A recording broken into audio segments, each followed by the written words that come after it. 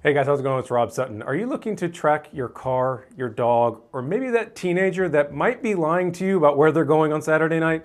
Well, I got a little device here that could take care of all that, and we're going to talk about it. So let's get at it. So what you guys are looking at here is the Cube GPS tracker, and it actually is a lot more functional than something that's going to be severely tied to your phone. And the reason for that is it actually has its own SIM card, so it can operate independently and track from anywhere.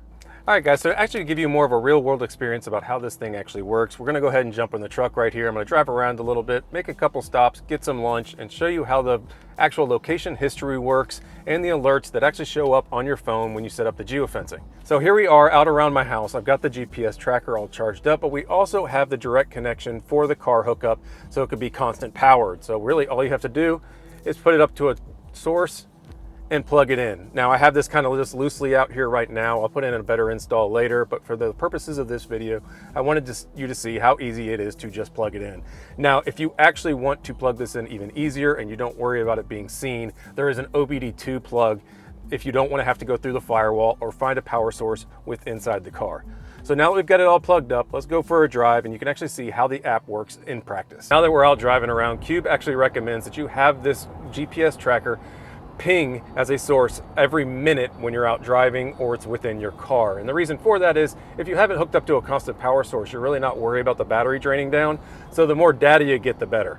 You can adjust that setting within the app if you're going to be using it on something like your dog or somewhere else where you're going to have to worry about recharging it more often. So it's really not that big of a deal when you have it in the car to just having it give as much data as possible. Another thing to consider when using it in a vehicle like this is that you want to be able to put it somewhere where it can get a good signal.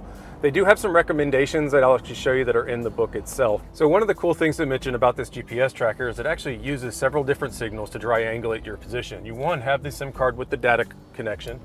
Then you also have Wi-Fi function, so it'll actually triangulate off a different Wi-Fi signal, say if you're like around really tall buildings and you can't get GPS. So I actually set up an alert as a geo zone within the app of my neighborhood. So I should get an alert anytime I come in or out of the neighborhood as we're driving.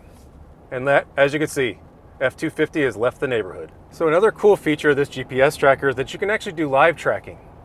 And you set how long you want it to actually live track so that you're actually getting real-time updates from the tracker itself. Now it will start live tracking from the next update. So if you have your settings set at every minute, you can expect your live tracking to start about a minute after you hit the button. But as you can see by the app, it is now live tracking exactly where I am. So if you have someone that needs to be able to see whether you're delivering something or if you have a wife that needs to see that you're going to be okay, like when I'm mountain biking, you're able to set up that live tracking so they can actually get the real-time update versus having to wait 1 minute, 5 minutes, or whatever your setting was. So that's a pretty cool thing to do when you just need to be able to see exactly where you are or you have to see where someone else is in real time. So it also has the ability to share your account with others to be able to track each one of these individually. And there's several different circumstances where this could be really beneficial.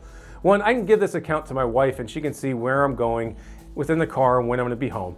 She can also see if I put this in my mountain bike pack when I'm riding and if I've stopped and where I am. So it's a lot smaller than a phone and also uses different features to actually triangulate your position. So that is a very big plus over, say, just using a cell phone. The other thing is it does have this button on the back that you can actually individually program to send messages to people that you link to your accounts. So let's just say I'm out riding and I want my wife to know where I am, but I also want to be sure that if I wreck, someone can get to me. So the button on the back will actually program to 1 hold, 2 presses, or 3 presses to send a message to whoever you want to let you know that you're either okay or need help. Also, it's very small, easy to hide, and very durable, so hiding it in a vehicle somewhere without anyone knowing is pretty easy. And if you take a look at the website, you can see the accessories for like a collar mount for your dog and other options to make this really versatile to use whenever you want. So with that collar attachment, you're able to track them up to 100 feet in radius, which makes it so that you'll be able to find your dog if it gets out loose without being dependent about having other phones or other things try to track your dog for you.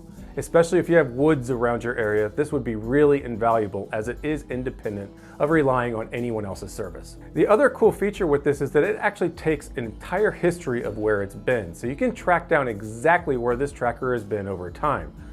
So if you're renting a car out through Turo or have a fleet vehicle that you want to make sure that your workers are actually where they're said they're going to be, or you have that teenager that said they're going to a friend's house and they're really at a concert, you will have all of that history saved within this tracker that is really easy to put in a car or another vehicle that you need to. So guys, are there any downsides to this Cube GPS tracker? One, it's not cheap. You're paying $100 for the tracker itself, and then if you want to pay monthly, it's $19.99. If you want to pay by the year, it turns out to be $16.50 a month.